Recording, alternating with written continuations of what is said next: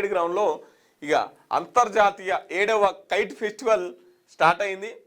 విదేశాల నుంచి అంతర్జాతీయంగా వచ్చి ఇక్కడ కైట్ను ఎగరవేస్తారు, పతంగులను ఎగరవేస్తారు.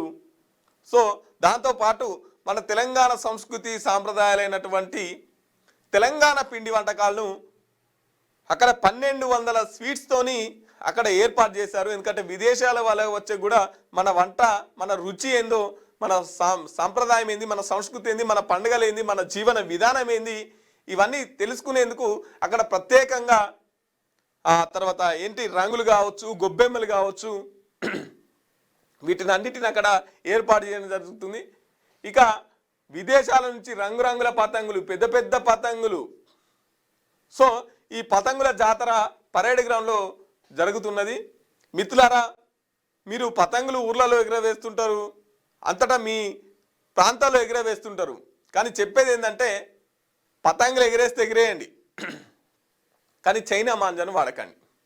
చైనా మాంజా ద్వారా చాలామంది ప్రాణాలు పోతున్నాయి, చాలామందికి గాయాలు అవుతున్నాయి. ఇంకోటి ఏంటంటే మీరు ఏ దారాన్ని ఎగిరేసినా సరే ఆ దారాన్ని అయిపోయిన తర్వాత తీసి డస్ట్బిన్లో వేయరు.